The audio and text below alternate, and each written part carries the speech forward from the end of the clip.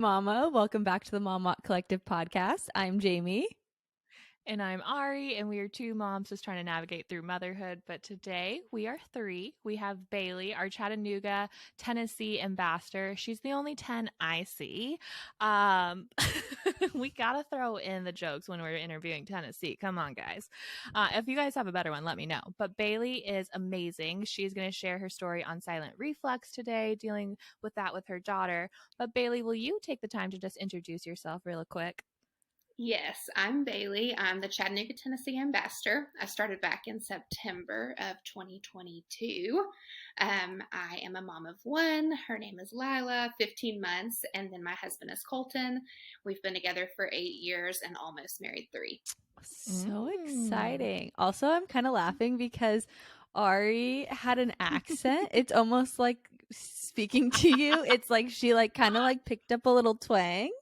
I kind of like want it. a little Southern accent. I love it. I told Ian, I was like, Baylee and I are best friends, okay? And so she needs to come out here and I need to visit her, and she has the cutest accent and I think I want it. So it might come out today. One. That's so funny. Oh, you do, and I love it. It's the best. I love it. But I'm so curious because I've also never heard of silent reflux before. Like, I've heard of babies that are colicky, I heard of acid reflux, all of that. But what is silent reflux? So I didn't know what it was either before having Lila. It kind of appears like a colicky baby, but essentially Lila is having reflux like normal babies do when they spit up, but instead of spitting it up, she's swallowing it and getting really upset. It causes more gas issues and just pain. So instead of being covered in spit up, she swallows it back down. First up, It's just painful. Yeah.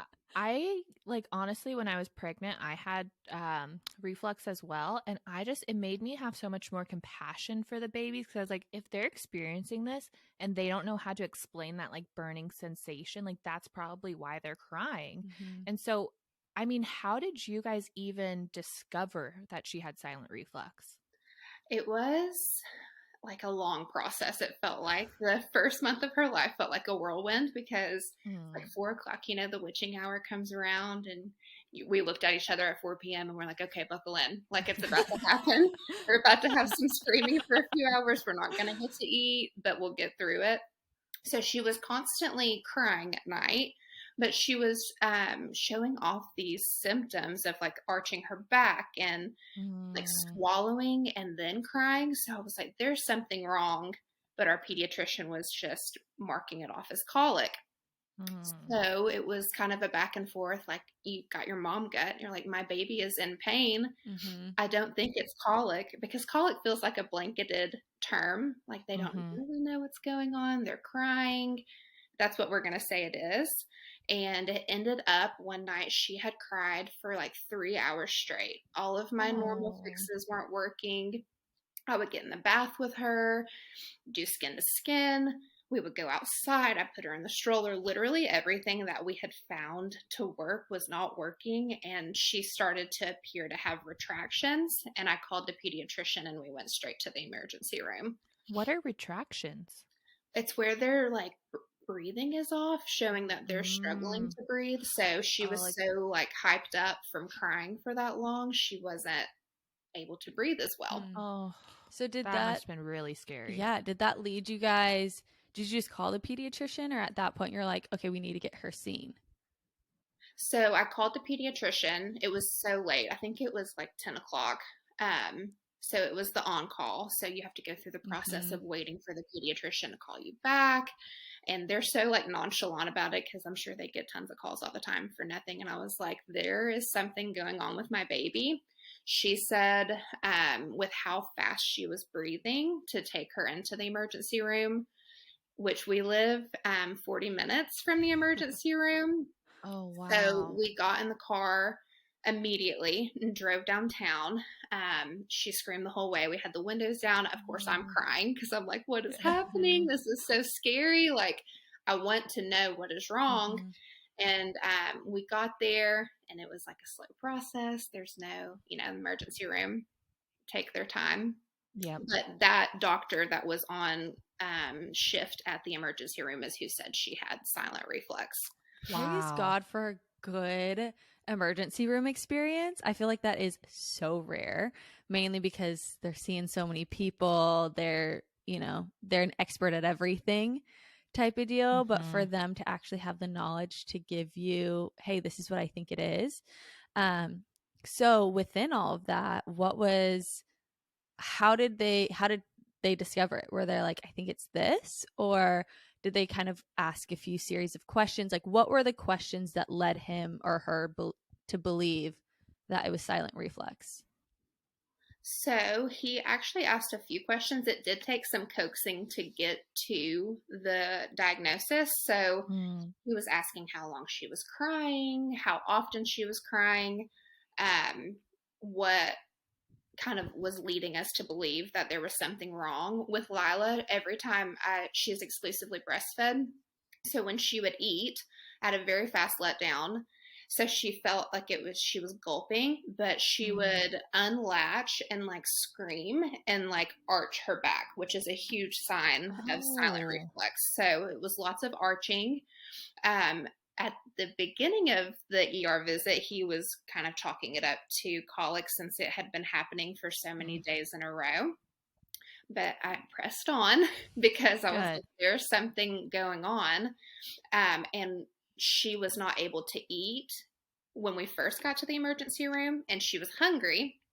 So he was talking to me, and she started nursing and started latching, unlatching, and arching her back and crying. And that's where she has reflux. That's what's going on with her. Wow. So he noticed it because of the arching. Yes. Because did you even think to bring up the arching, or because it's your first baby, did you just think that was normal? I don't think I brought it up. I think I was talking about how she cried a lot while she ate, but I don't think that I specifically said the arching, but that's what cued him in while she was nursing in the emergency room she's in pain from eating. Wow. That is something good to know as a new mom, that the arching might be, a sign of silent reflux. Because again, I had never heard of silent reflux, but I do explicitly remember Harley would go through stages when she was young. She's still young, but those first couple months where she would scream and arch her back, but still wanted to eat, but just was having a difficult time. And we would be like, people would want to feed her, and we're like, sorry, you kind of have to be patient with this process because it's going to take some time for her to eat and go through those phases. Wow. So then how do they treat it? Because that's something. Yeah. I mean, as adults, when you have, reflux, they're going to give you, take some Tums, in the most nonchalant way, all of that. But for, especially if it's this silent reflux, I know you were kind of saying before we jumped on the podcast, a lot of babies who do have it's natural since if you're a new mom, and this is stuff that I learned, their esophagus muscle, that it's called a sphincter or something, the muscle that closes at the top of their stomach is still getting developed when a baby is born. So that's why babies spit up a lot, is because that muscle is still learning to gain strength. And so babies, have that. That's why reflux is really normal, spit ups, all of that. But when babies have really bad reflux, usually it's projectile vomiting, they're losing their whole feeding. And it's a lot easier to catch compared to what it hears is silent reflux, is since they are catching it in their mouth and not letting it come out. You really don't know. So then how do they actually treat it? So she's actually there's a few different treatment medications they can be on. They started us on famotidine, which is essentially Pepcid, like an adult could take if they had reflux. It's a liquid form. So we started on some different doses, and it was kind of a game to figure out which dose worked best for her, when to give it, if it was better in the morning, if it was better at night. We landed on morning and night, so she takes it twice a day. She still takes it, but essentially the way they described it was when she's taking that, it's kind of neutralizing the acid in her stomach. So if she does spit up, it's not going to be as painful as if she did not have it. There's some other medications, I think omeprazole. I think that's correct. Sounds right. It's a more intense prescription for the reflux. It's like an acid inhibitor. I feel like I've read so much on this because she had it, but they can go through like a spurt where it gets worse before it gets better. Mm.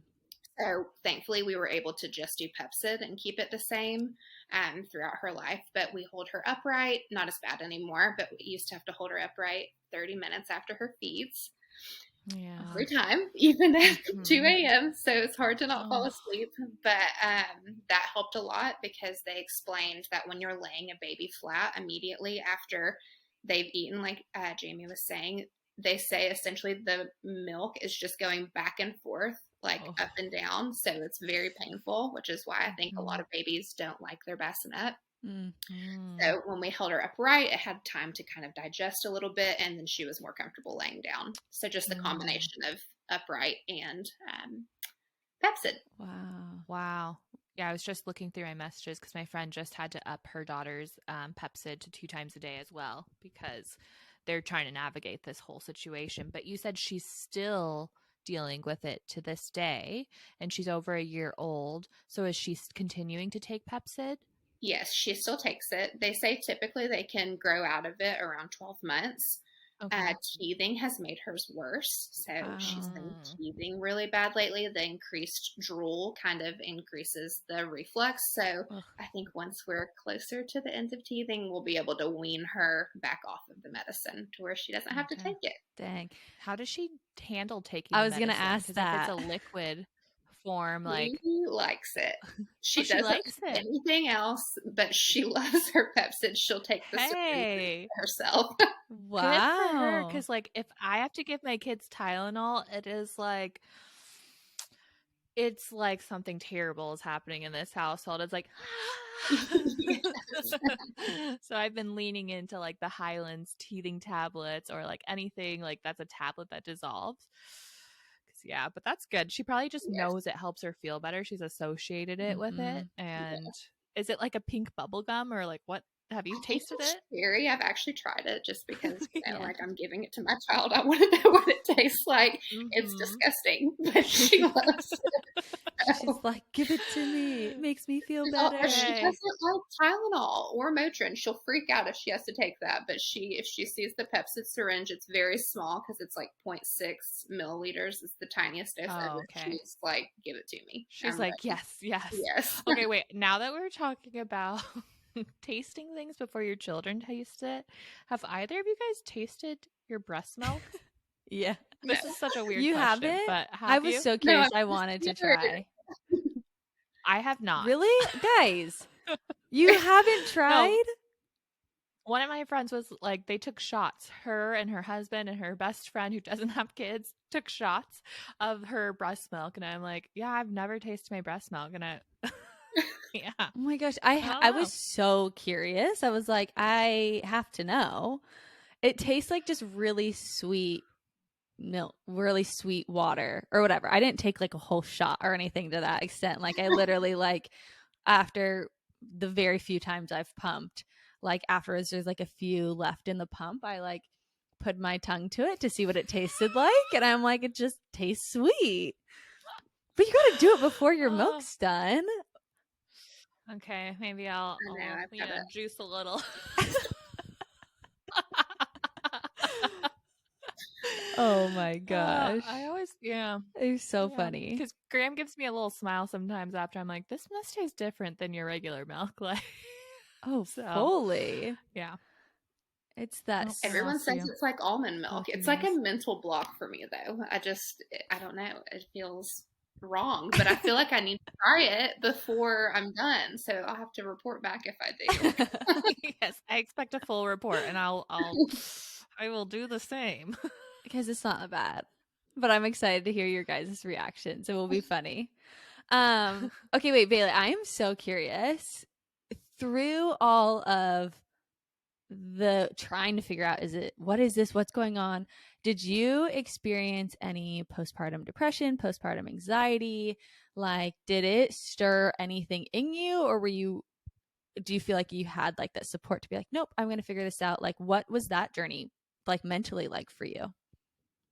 I had postpartum anxiety. I still have it. It's kind of ramped back up as she's getting older.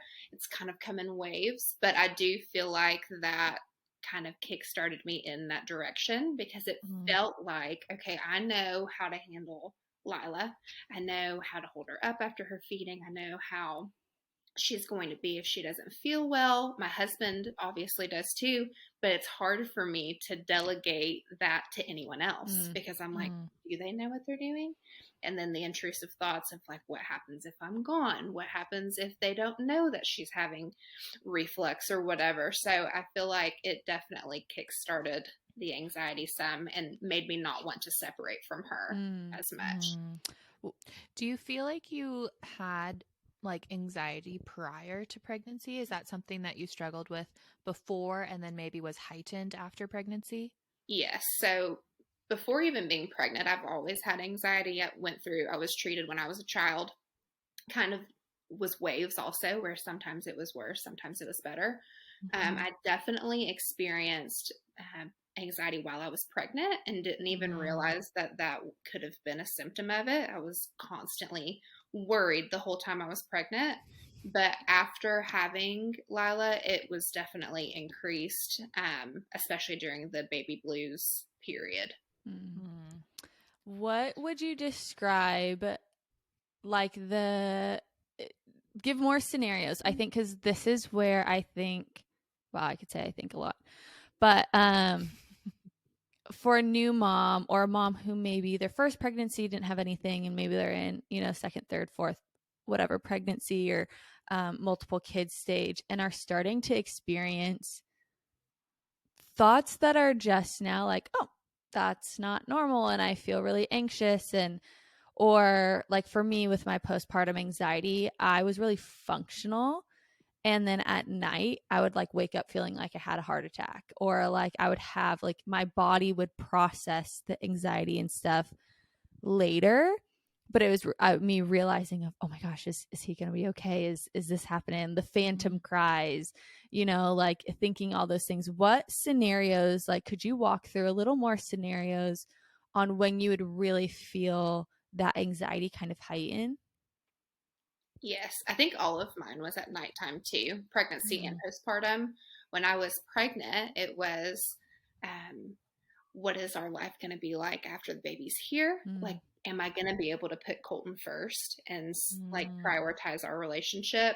Or she hasn't kicked in an hour. Like, what is she doing? Just random thoughts where you could be totally fine and then be spiraled into, well, what if this happens and then this comes from this? Well, what if she's upset and I don't get to spend time with Colton at night? Will that be okay? Will we be able to get through that like new stage? That kind of worry came pregnancy wise. Postpartum, it definitely hit at night around 4 p.m. with the witching hour.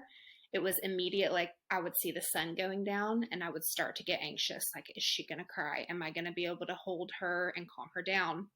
How long is it going to take to get her to sleep? How often is she going to wake up? Should I even go to sleep? Because if she's going to be up in an hour, why would I go to sleep? Which I don't recommend because lack of sleep makes anxiety worse. But it kind of, I feel like nighttime hits moms because we're so busy during the day. We don't have time to think about our worries. So when we sit and are able to sit with our own thoughts, it increases.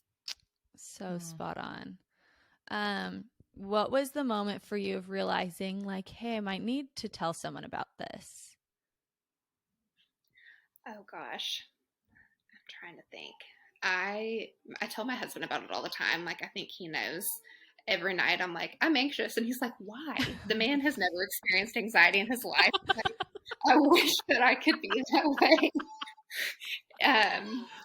But I actually just went for my 1 year, like yearly appointment, and I told my doctor that I was having bad anxiety, and just kind of walking through like what I was feeling. And I think I got to that point because I just got tired of feeling anxious all the time and not understanding why it was this way. It's never touched like the anxiety I had before having a baby, and your hormones are still out of whack in postpartum.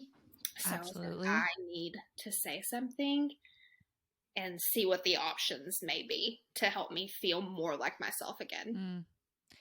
And you said this was your 1 year checkup? You had a 1 year checkup with your OB? It actually, so it fell a year after my 6 week appointment just for my, like pap Pap smear. smear. Yeah. Got it. I was like, whoa, whoa, whoa. Does Tennessee No, I ahead of wish. like the I wish there was California? more.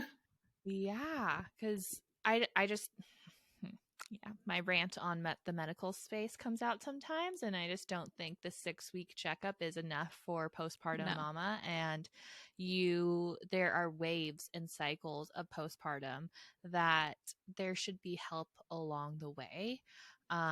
I think within at least the first 2 years, because so many things are happening, life changes are happening, changes with the baby are happening. It just feels like a constant puzzle is moving and you're trying to put it together, and you don't have all the pieces all the time, or the picture changes midway through the puzzle. So I was like, oh, maybe Tennessee has a 1 year like automatic checkup. At least that sounds great. That would be fantastic. But no. So when you were at that checkup and that you described the anxiety that you were going through, did they recommend therapy or medication or any sort of like treatment plan to help you? Yes. So we talked through medications. I'm not very good at taking medication. I don't. So I was actually prescribed an anxiety medication, but I haven't started it because I'm anxious about starting anxiety medicine, which is comical. I'm like, how am I anxious about being anxious? No, But that's fair. It's yes. completely fair. We're going to actually bring on a specialist next month to talk about this, because there's a stigma behind it. I am 100% there with you, and that's why I can understand of like, they offer certain things and you're like, but like just offering it, I need a full conversation of what this is going to look like and what's the like plan for me to start and what's the plan for me to get off. I can't just jump on Yes. and like not know the plan. Well, and then I got on TikTok University and I'm like scrolling. the times. I But I like know. TikTok University as well. I'm reading all these people's terrible experiences as they're talking through them, and then I was like, okay, like I'll revisit this in a couple weeks if I'm still feeling the way that I'm feeling. So I have not picked the prescription up.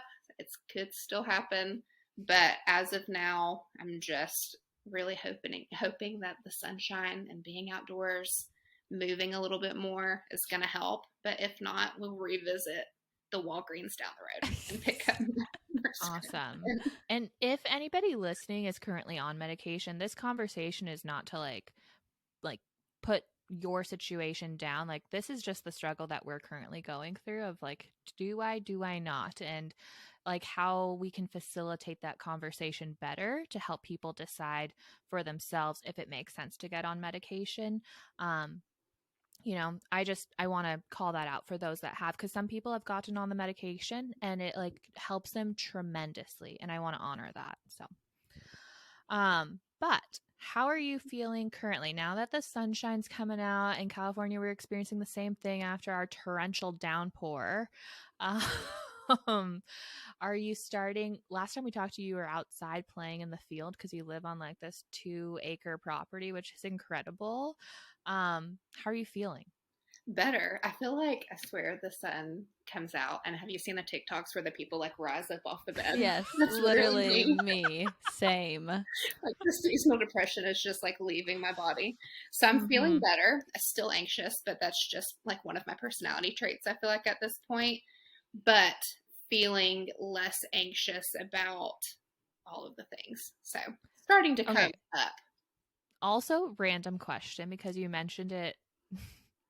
Are you a crime junkie and deal with anxiety? Because I can't watch anything or hear anything crime related. Literally, I will plug my ears and close my eyes and walk out of the room because it freaks me out now. Like, I used to love scary movies growing up, and now, especially having kids, I'm like, no, I cannot, because I'm going to be terrified something's going to happen to them or to me, and then what's going to happen to them, and then rabbit trail. So tell me, you listen to all the crime stuff? Yes, I do. But my dad, like growing up, all we watched was like Criminal Minds, 24, like all of the cheesy cop shows growing up. So I grew up around it.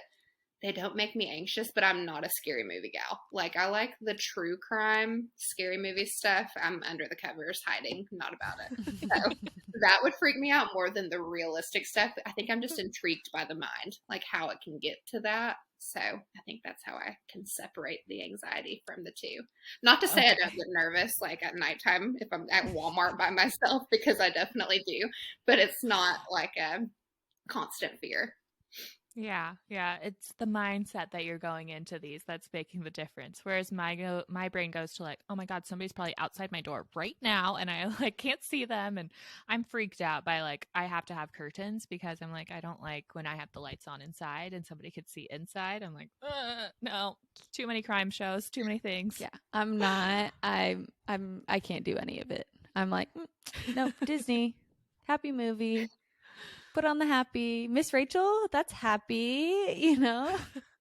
I'm like someone who cannot do, my mind goes way too much. I can't watch war movies because that's like way too real for me, all of that type of stuff. So I'm impressed that you can like put it in a box and be like, oh, wow, this is interesting, because my brain won't box it. Baylee, could you, as we close out, could you give just any advice of maybe a mom who is going through, you know, maybe a child that has silent reflux, or maybe is dealing with a little bit of postpartum anxiety? Anything that you can encourage them by, support them with, anything that you think? Yes. So, silent reflux, for that, trust your gut. If you think there's something wrong with your child and your pediatrician's not listening to you, push, because you have that internal gut and you know when there's something wrong. And if it is silent reflux, there is the light at the end of the tunnel. It can get better. They can have medication where they aren't crying every night, all night. For anxiety, I would say talk about it. That's one of the biggest things. Since I am not on medication, I do really utilize talking to my husband. My best friend, Lexi, she had a baby 2 weeks after me. So I've been able to really bounce off the postpartum anxiety thoughts. Like, why am I worried that I'm going to put my baby in the washing machine? She's like, it's okay. I worried about that too. Not really, just an example, the intrusive thoughts. So to be able to talk it out. So come to a walk, meet a mom friend, because they really know the anxiety coming along with it, mixed with the hormones. That's so good. Thank you so much. We love you. Me and Ari are like Ari said, she's like our Tennessee best friend. Yes. But we are just so thankful for you sharing your story, being vulnerable, sharing about silent reflux. Could you plug your walk Instagram as well as your personal, please? Yes, my walk Instagram is the momwalkco.chattanooga. And then my personal Instagram is Baylee_Robinson 01, I think.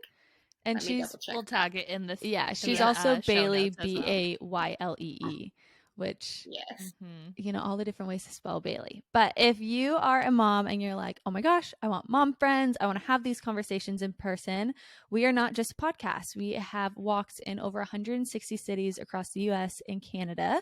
And our whole heart is just to bring this safe place to you in person. So go to the momwalkcollective.com, go to our walk finder, type in your zip code, and see if there's a walk near you. If there isn't, we have an ambassador program to become a host. So you can fill out that, and the first of every month, we will get back to you about starting the process.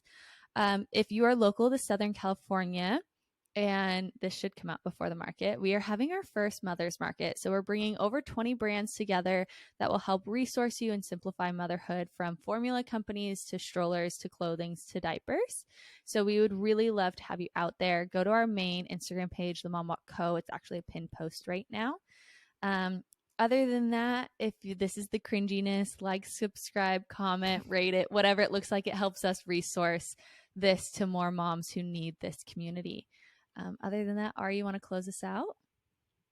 Yeah. Thank you so much, Baylee, for coming on and sharing your story. You're Baylee, our bestie from Tennessee.